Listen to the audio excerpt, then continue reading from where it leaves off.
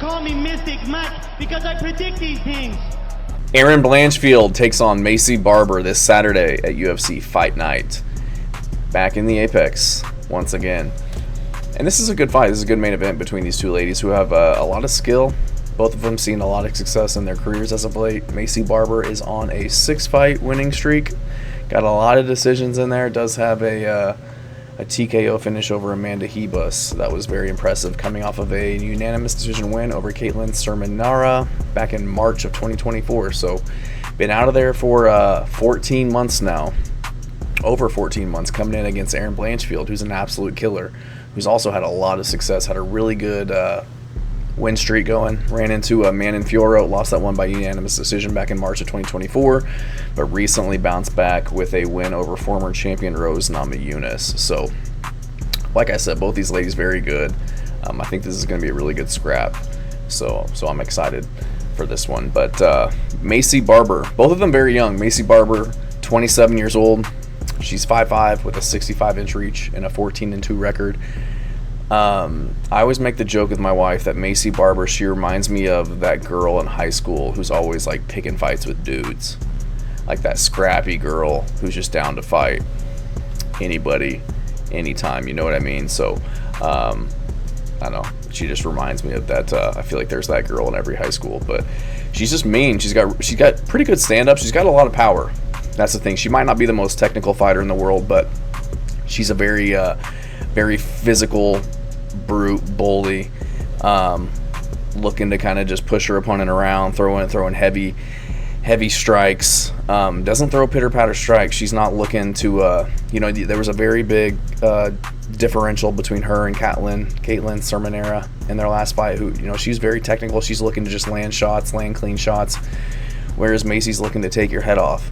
Really strong left hand that's got a lot of speed on it. She shattered Rebus's nose with that strike in their fight and just really put it on Hebus. And that one had a really good showing of herself. So she's not looking to keep it kind of technical. She kind of shines when it gets dirty, when it's kind of a brawl. She's just very physical. She's just a brute in there. And has a good head kick as well. Usually she's looking to do work with her hands, but she had a really good head kick against Amanda Hebus. She landed twice, I think, before she finished her with ground and pound. But at times, she does dip her head as she comes into the pocket. I don't really like that. It can be a little bit sloppy at times. I don't think Blanchfield is going to take advantage of that by any means, just because she's going to be looking to, get it to the ground more than likely, not keep it on the feet and outpoint her. But I do think that's something that she needs to kind of shore up as she progresses in her career. Does really good work in the clinch. Sermonara was having success at the beginning just because she was taller. She's like 5'10". She was able to get her underhooks and just like kind of hold her up, not let her get anything going, but she was eventually able to land the better strikes, the elbows, the knees. Has really good dirty boxing when it gets in close. You'll see a lot of other fighters, they'll just look to kind of hug, not really pummel. She's looking to kind of get a little bit of separation and do damage, as well as get takedowns from the clinch. She was able to get like 3 takedowns along the cage in her fight with Sermonara, I think it was, and was landing pretty nasty elbows on Hebus in the clinch. In terms of grappling, this is where this fight's gonna, make or break Maycee Barber. Obviously, Blanchfield is the better grappler. She's gonna look to get it to the ground as soon as she can, or maybe not. She'll go into the fire, but I do think her path to success is getting Maycee Barber to the ground, because she is only a jiu-jitsu purple belt, whereas Erin Blanchfield is a very high-level black belt with a lot of finishing potential. But Maycee Barber, she doesn't have the best takedown defense. You've seen her getting taken down a lot. I think she's been taken down in all of her fights almost. Hebus took her down twice. Caitlin Sermonara took her down once. Andrea Lee took her down 5 times. Jessica I took her down. Montana De La Rosa took her down. Miranda Maverick took her down. Roxanne Modafferi. Alexa Grasso didn't, because I'm sure she was just primarily looking to keep it on the feet. And Jillian Robertson wasn't able to because she stopped her pretty early in that fight. But it's not a very good statistic that you're getting taken down that easily, even though the stats do say you have a 53% takedown rate. But it's like, I feel like Erin Blanchfield, you've got to keep it on the feet, desperately keep it on the feet against her. And so that's a concern going into this. I mean, she does sprawl well, and she looks to kind of reverse position and spin to the back and land damage. And sometimes when she does get taken down, technically it's a takedown, but she does a good job of working back up to her feet. And I do feel like when she is on the ground, she's looking to not, she doesn't really look for submissions. She's more looking for position, which I like. And she's really looking to do a lot of damage on the ground as well, and not just control. She was taken down by a headlock throw by Hebus twice, which was concerning. But she did end up winning that fight by finish. And kind of to allude to what I was saying earlier, Hebus was looking for knee bars in that fight, and she was just defending the knee bars, defending the leg locks, and just dealing tons of damage on Hebus in the first round of that fight. So that's good to see going against Erin Blanchfield, but I feel like she's going to be spending a lot of her time defending and maybe not having the best success, or a lot of time looking to do damage, because that's where, mistakes can be made, and Erin Blanchfield can take advantage of it. But decent cardio, I would say. She can push a high pace, she can grapple, strike, and keep a lot of pressure on her opponents, but she's never been 5 rounds. Never been 5 rounds, hasn't been in the cage in 14 months, and Erin Blanchfield has the 5-round experience against Rose Namajunas, former champ, and Manon Fiora, who recently, fought for the title. Both of those 5-round fights, and she doesn't look like she's slowing down. So I know that Erin Blanchfield can push a high pace for 5 rounds, and we don't know that about Maycee Barber just yet. So Erin Blanchfield, also young, 26 years old, 5'4", with a 68-inch reach, 13-2. So she's going to have a 3-inch reach advantage, which is good, But again, like I said earlier, I don't think she's really going to be looking to fight this one on the feet. She does have decent striking, probably less powerful. Not probably, she is less powerful than Maycee, I would say, but she's looking to do her work on the ground. She's got a very good double leg and very good entries on her takedowns. She times them very well. Head on the inside, not on the outside, to get caught with guillotines or anything. She had a lot of good shots on Fiora, who's just too big, too strong, was able to kind of shuck her off. And on the feet, she's no slouch on the feet. Every time we see her, she's looking better and better. It's hard to look good against people like Fiora and Rose Namajunas, because they are, very good stand-up fighters. But even in the Jessica Andrade fight, she was, standing in the pocket and throwing with Andrade, getting a lot of respect on the feet before she took her down and got the finish. She's eating shots in that fight, eating shots from Tyler Santos. All of her fights, she's willing to bite down her mouthpiece and get respect, or at least throw hands and take a few punches in order to get you, thinking, okay, we're striking, and then she, turns the tables and gets her takedowns, and she can eat a punch. She's got a good chin, she's tough. We've seen her take damage in her fights, but she never stops pushing forward, and it's honestly impressive, just the kind of the grit and the dog that she has in her. Both these fighters are very gritty, they're very tough. It's hard to get them out of there, so that's why I think this is going to be such a good fight. And like I said, she has really good cardio. 5 rounds, high pace, pushing forward, shooting takedowns, throwing hands, taking damage, and never really slows down. And again, I think she has the cardio advantage.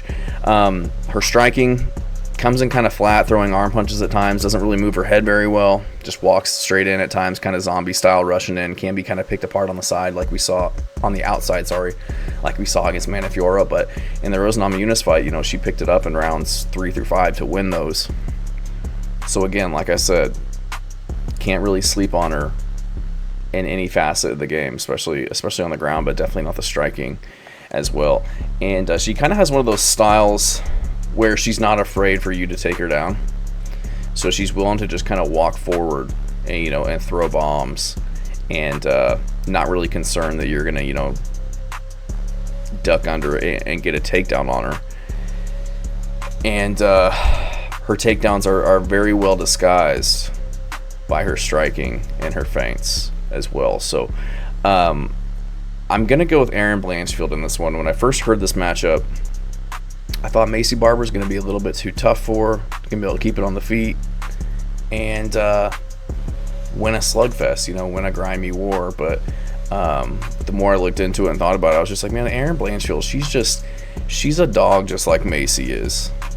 And she has a good chin to deal with Maycee's power. She has the takedown threat to kind of keep Maycee at bay, not let her get moving and grooving on the feet, and getting into a rhythm to really put damage on, because she's constantly going to have to be worrying about that takedown, because it's Erin Blanchfield is one takedown away from ending the fight.